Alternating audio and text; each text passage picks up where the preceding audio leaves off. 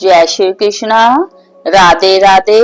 आइए सुनते हैं कार्तिक महात्म्य अध्याय 17। नैमिषारण्य तीर्थ में उपस्थित ऋषि मुनियों से सूत जी महाराज ने कहा, अब मोक्ष देने वाले सब व्रतों में उत्तम एकादशी के व्रत का महात्म्य सुनो। एकादशी चाहे कृष्ण पक्ष की हो अथवा शुक्ल पक्ष की, उस दिन अन्न नहीं खाना चाहिए। एकादशी के दिन खाया हुआ अन्न पाप बख्शन के समान है। व्रत करने वालों को दशमी तथा द्वादशी को भी एक समय भोजन करना चाहिए। नारद जी द्वारा महाराज पृथु को सुनाई हुई कथा सुनाते हुए सूत जी ने कहा, गंगा के समान तीर्थ नहीं, माता के समान गुरु नहीं, विष्णु के समान देव नहीं, अन्न न खाने के समान तप नहीं, तथा शांति के समान संसार में कोई सुख नहीं। सत्य के समान ज्योति नहीं, कार्तिक के समान कोई मास नहीं, ज्ञान के समान कोई लाभ नहीं, तथा एकादशी के समान कोई व्रत नहीं। व्रत करने वाला प्रातः काल उठकर भगवान का पूजन करे, पुराणों की कथा सुने और रात्रि को जागरण करे। अब आप एक प्राचीन कथा ध्यान पूर्वक सुनो। नर्मदा नदी के तट पर गालब ऋषि का शांत, शोभा युक्त और मनोरम आश्रम था। उनका पुत्र बद्रशील भगवान विष्णु का परम भक्त था। बद्रशील अपने साथियों के साथ भगवान की मूर्ति बनाकर पूजन करता, साथ ही उन्हें उपदेश दिया करता कि वे भी भगवान का पूजन करें तथा एकादशी का व्रत रखें। उपदेश सुनकर उसके साथी भी ऐसा ही किया करते थे। अपने पुत्र के चरित्र को देखकर गालब ऋषि ने एक समय उससे पूछा, हे बद्रशील, तुम हर समय भगवान विष्णु की पूजा अर्चना में लगे रहते हो। यह उपदेश तुमको किसने दिया है? यह बात सुनकर बद्रशील बोला, हे पिताजी, मैं पूर्व जन्म का वृत्तांत सुनाता हूँ। पहले जन्म में मैं चंद्र वंश में धर्म कीर्ति नामक राजा था। दत्तात्रेय जी से मैंने शिक्षा दीक्षा ग्रहण की थी। साथ ही 1000 वर्ष तक राज्य भी किया था।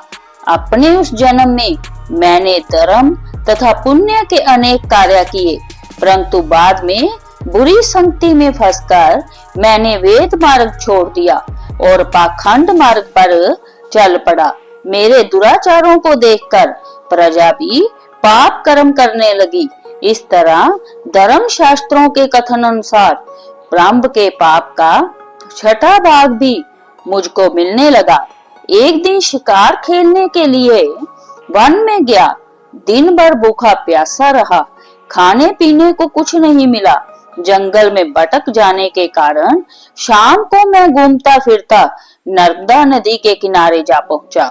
उस दिन एकादशी का व्रत होने के कारण वहां पर एकत्रित अनेक वैष्णव भगवान का भजन कीर्तन कर रहे थे। भूख प्यास से व्याकुल और हारा थका होने के कारण मैं रात भर वहीं पर खड़ा रहकर कीर्तन सुनता रहा। प्रातः काल होते ही भूख प्यास से मेरे प्राण निकल गए। उसी समय जमराज के दूत आए और मुझ पापी को मारते पीटते हुए जमराज के पास ले गए। वहां पर जमराज ने चित्रगुप्त से मेरे पाप पुण्य का लेखा जोखा पूछा। चित्रगुप्त ने कहा, यद्यपि यह महान पापी है, परंतु इसने एकादशी का व्रत किया था और रात्रि भर भगवान का कीर्तन सुना था। एकादशी को भोजन न करने के कारण इसके प्राण निकले हैं। इस कारण इसके समस्त पाप नष्ट हो गए हैं। चित्रगुप्त की ये बातें सुनकर जमराज तत्काल अपने सिंहासन से उठकर खड़े हो गए और मुझे नमस्कार किया।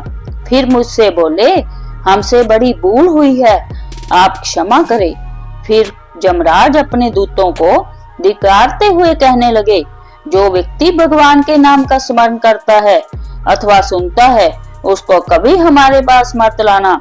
जिसने अनजाने में भी एकादशी का व्रत किया हो उसके समस्त पाप नष्ट हो जाते हैं और उसे हमारे पास आने की आवश्यकता नहीं पड़ती।